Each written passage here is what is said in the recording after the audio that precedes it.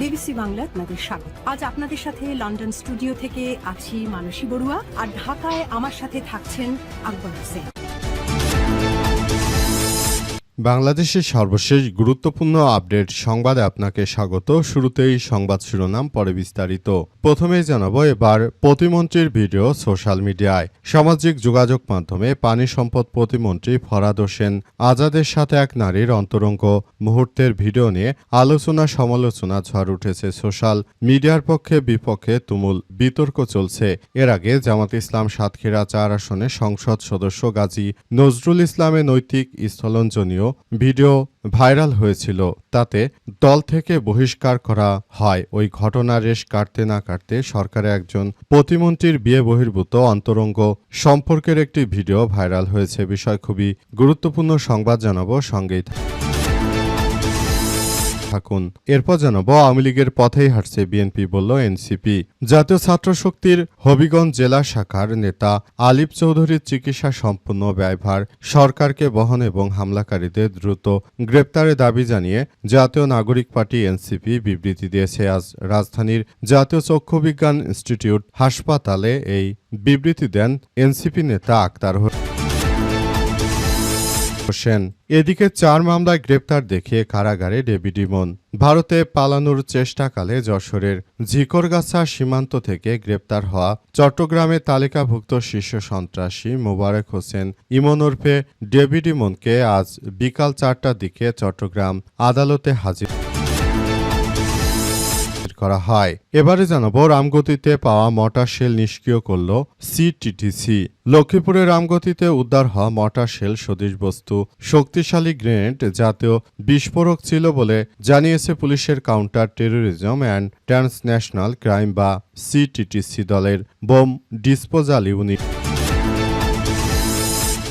এবং সর্বশেষ জানাবো এবার স্বরাষ্ট্রমন্ত্রী অমিত শাহের পদত্যাগ চাইল ককরোচ জনতা পার্টি। ভারতে প্রশ্ন ফাঁসে বিরোধী আন্দোলনে পুলিশি হামলায় কেন্দ্রীয় স্বরাষ্ট্রমন্ত্রী অমিত শাহের নির্দেশেই হয়েছিল বলে অভিযোগ করেছে ককরোচ জনতা পার্টির প্রতিষ্ঠাতা সিজেপির প্রতিষ্ঠাতা অভিজিৎ দীপকে।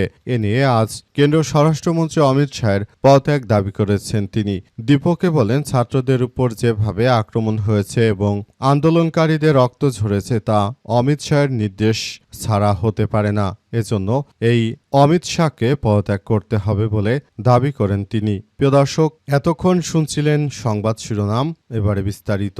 তবে তার আগে বন্ধুরা অনুরোধ থাকবে এই সংবাদটিতে একটি লাইক দিন। এই চ্যানেলে আপনি নতুন হয়ে থাকলে আমাদের সংবাদটি দেখতে দেখতে চ্যানেলটি সাবস্ক্রাইব করে রাখুন। কমেন্ট করে বন্ধুরা আপনার মূল্যবান মতামত জানিয়ে দিন আপনি বিশ্বের কোন দেশ থেকে বা বাংলাদেশের কোন স্থান থেকে আমাদের সংবাদটি দেখছেন এবং শুনছেন। আর বন্ধুরা, সংবাদটি আপনার সোশ্যাল মিডিয়া ফেসবুকে শেয়ার করে বন্ধুদেরও দেখার সুযোগ করে দিন। গাজা যুদ্ধে আপনি যদি নিরীহ ফিলিস্তিনিদের ভালোবেসে থাকেন বন্ধুরা, কমেন্টে ইয়েস লিখে পুরো বিশ্ববাসীকে আমাদের এই তাজা আপডেটটি দেখার সুযোগ করে দিন। এবারে বিস্তারিত। এবার প্রতিমন্ত্রীর গোপন ভিডিও সোশ্যাল মিডিয়ায় ভাইরাল। সামাজিক যোগাযোগ মাধ্যমে পানি সম্পদ প্রতিমন্ত্রী ফরহাদ হোসেন আজাদের সাথে এক নারীর অন্তরঙ্গ মুহূর্তের ভিডিও ভাইরাল হয়েছে নিয়ে আলোচনা সমালোচনা ঝড় উঠেছে সোশ্যাল মিডিয়ার পক্ষে বিপক্ষে তুমুল বিতর্ক চলছে। এর আগে জামাত ইসলামের সাতক্ষীরা ৪ আসনে সংসদ সদস্য গাজী নজরুল ইসলামের নৈতিক স্থলনের ভিডিও ভাইরাল হয়েছিল। তাকে তার দল থেকে বহিষ্কার করা হয়। এই ঘটনা রেশ কাটতে না কাটতে এবার সরকারের একজন প্রতিমন্ত্রীর বিয়ে বহির্ভূত অন্তরঙ্গ সম্পর্কের একটি ভিডিও ভাইরাল হয়েছে। ফেসবুক ভিডিও প্রকাশের পর মন্ত্রী এই ভিডিওকে ফেক এবং সামাজিক উদ্দেশ্য প্রণোদিত বলে দাবি করেছেন। তিনি বলেন, ভাইরাল হওয়া ছবি ভিডিও সম্পূর্ণ মিথ্যা এবং ভিত্তিহীন। তার ভাষায় এটি রাজনৈতিকভাবে তাকে হেয় প্রতিপন্ন করার উদ্দেশ্যে পরিকল্পিতভাবে অপপ্রচারের অংশ হতে পারে। ঢাকার একাধিক সংবাদপত্রে মন্ত্রীর বক্তব্যের সমর্থনের প্রতিবেদন প্রকাশ করে দাবি করা হয় এই ভিডিও ভুয়া, এআই দিয়ে তৈরি। এছাড়াও তার নির্বাচনী এলাকায় ভুয়া ভিডিও ছড়ানোর অভিযোগ এনে বিএনপির নেতাকর্মীরা মিছিল ও সভা সমাবেশ সম্মেলন করেছে। প্রতিমন্ত্রীর দাবি, দেশের সংবাদ মাধ্যমগুলোতে প্রকাশ হওয়ার পরের দিন 29 July fact check video portal the Dissent তাদের এক প্রতিবেদনে জানায়, একাধিক সংবাদ মাধ্যমের প্রতিবেদনে প্রকাশিত অন্তরঙ্গ ছবি এবং সামাজিক যোগাযোগ মাধ্যমে ছড়িয়ে পড়া ছবি ও ভিডিও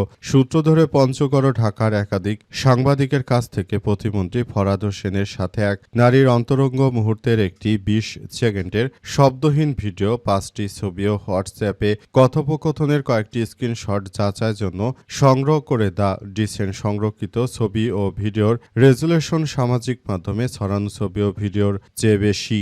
সংগৃহীত সবগুলো ছবি ও ভিডিও এআই কন্টেন্ট চিহ্নিতকরণে ব্যবহৃত একাধিক টুল দিয়ে যাচাই বাছাই করলেও কোনোটিতে ছবি ও ভিডিওতে এআই দিয়ে তৈরি এমন প্রমাণ পাওয়া যায়নি। তার মানে এগুলো সম্পূর্ণ বিএনপির ওই নেতার অন্তরঙ্গের ছবি। অধিকতর অনুসন্ধানের অংশ হিসেবে দ্য ডিসেন্ট সংগৃহীত ছবি ও স্ক্রিন শটগুলো বিশ্লেষণ করে আরও কিছু তথ্য পায়। প্রতিবেদনে বলা হয়েছে, হোয়াটসঅ্যাপ কথোপকথন ও স্ক্রিনশটগুলোর একটিতে একজন নারীর শাড়ি পরিহিত ছবি, একটি বাংলাদেশি মোবাইল নম্বর দেখা যায়। মোবাইল ব্যাংকিং সেবার অ্যাপ থেকে দেখা যায় যে আলোচ্য মোবাইল নম্বর যে বিকাশ পার্সোনাল অ্যাকাউন্ট রয়েছে সেটির অমুসলিম এক নারীর নামে। নামটির দুটি শব্দের ওই নারীর বিষয় তথ্য সংগ্রহ করলে দেখা যায় তার বাড়ি পঞ্চগড়ের বোদা উপজেলার পাঁচপীর ইউনিয়নের সেই গ্রামে, যেটি প্রতিমন্ত্রী ফরহাদ হোসেনেরও গ্রাম। ওই নারীর জন্ম ১৯৯৫ সালে জুন মাসে। এরপর ওই মোবাইল নম্বরে একাধিকবার কল করার পর একজন নারী রিসিভ করেন এবং তার নাম জানায়, যা বিকাশ অ্যাকাউন্ট যার নামে সেটির সাথে মিলে গেছে। সুতরাং এটি ওই বিএনপির প্রতিমন্ত্রীর অরিজিনাল ভিডিও এবং তিনি এক নারীর সঙ্গে যা অন্তরঙ্গ হয়েছেন সেটি 100% সত্য বলে প্রমাণ পেয়েছে দ্য ডিসেন্ট। আওয়ামী লীগের পথেই হাঁটছে বিএনপি, বলল এনসিপি। জাতীয় ছাত্রশক্তির হবিগঞ্জ জেলা শাখার নেতা আলিফ চৌধুরীকে চিকিৎসার সম্পূর্ণ ব্যয়ভার সরকারকে বহন ও হামলাকারীদের দ্রুত গ্রেপ্তারের দাবি জানিয়েছে জাতীয় নাগরিক পার্টি এনসিপি। আজ বিকেলে রাজধানী জাতীয় চক্ষু বিজ্ঞান ইনস্টিটিউট ও হাসপাতালে হবিগঞ্জ এনসিপির জুলাই পদযাত্রায় চোখ হারানো কিশোর আলিফকে দেখার পর এক সংবাদ সম্মেলনে এনসিপির সদস্য সচিব আক্তার হোসেন এই দাবি জানান। আক্তার হোসেন বলেন, হবিগঞ্জ জেলা শাখার নেতা আলিফ চৌধুরী হামলায় এক চোখ হারিয়েছেন। অপারেশনের পর তিনি হাসপাতালে চিকিৎসাধীন রয়েছেন। চিকিৎসকদের ভাষ্য অনুযায়ী তার ক্ষতিগ্রস্ত চোখ আর কখনোই ভালো হবে না। এছাড়াও অন্য চোখেও তিনি ঝাপসা দেখছেন, ফলে সেটিও ক্ষতিগ্রস্ত হওয়ার আশঙ্কা রয়েছে। তিনি বলেন, শুধু হবিগঞ্জের ঘটনাই নয়, সংবাদ সম্মেলনের ঘণ্টাখানেক আগে সিলেটে এনসিপির গাড়িবহরের উপর হামলা হয়েছে। এ সময় এনসিপির নেতারা কোনো রাজনৈতিক কর্মসূচিতে নয়, জুলাই গণঅভ্যুত্থানে শহীদদের কবর জিয়ারত তাদের পরিবারের সদস্যদের সঙ্গে সাক্ষাৎ শেষে ফিরছিলেন। ফেরার পথেই তাদের গাড়িবহরে হামলা চালায় বিএনপির সন্ত্রাসীরা। 4 মামলায় গ্রেপ্তার দেখিয়ে কারাগারে ডেভিড ইমন। ভারতে পালানোর চেষ্টাকালে যশোরের ঝিকরগাছা সীমান্ত থেকে গ্রেপ্তার হওয়া চট্টগ্রামের তালিকাভুক্ত শীর্ষ সন্ত্রাসী মোবারক হোসেন ওরফে ডেভিড ইমনকে বিকেল 4টার দিকে চট্টগ্রাম আদালতে হাজির করা হয়। ফটিকছড়ি থানার একটি হত্যা ও 2টি অস্ত্র মামলা সহ বাইজিৎ থানার একটি মামলায় মোট 4টি মামলায় তাকে গ্রেপ্তার দেখানোর আবেদন করলে চট্টগ্রাম সিনিয়র জুডিশিয়াল ম্যাজিস্ট্রেট আদালত একের বিচারক সাইমা আফরিন হিমা তাকে জেল হাজতে পাঠানোর নির্দেশ দেন। বিষয়টি নিশ্চিত করেছে আদালতের পরিদর্শক কোর্ট ইন্সপেক্টর মোহাম্মদ হাবিবুর রহমান। এর আগে সকালে কঠোর নিরাপত্তার মধ্য দিয়ে যশোর থেকে ডেভিড ইমনকে চট্টগ্রামে আনা হয়। যশোরের জিকরগাছা সীমান্তের ঝুমধুমপুর এলাকা থেকে তাকে এবং 4 সহযোগীকে গ্রেপ্তার করা হয়েছে বলে জানিয়েছে পুলিশের সদস্যরা। এই ঘটনায় চট্টগ্রামের পুলিশের এসপির পক্ষ থেকে বলা হয়েছে যে কেউ যদি অপরাধ করার চেষ্টা করে তার অবস্থাও ডেভিড ইমনের মতো হবে। ডেভিড ইমন হচ্ছে একজন অত্যন্ত নিকৃষ্ট মানের সন্ত্রাসী এবং বড় সাজ্জাতের অনুসারী হিসেবে কাজ করতেন, কিন্তু তার এই ধরনের কর্মকাণ্ড আসলে কোনোভাবেই গ্রহণযোগ্য নয়। তার বিরুদ্ধে ইতিমধ্যে ব্যাপক কার্যক্রম শুরু হয়েছে। অবস্থায় সবাইকে আরও বেশি সজাগ ও সতর্ক থাকার জন্য উদাত্ত আহ্বান জানানো হয়েছে।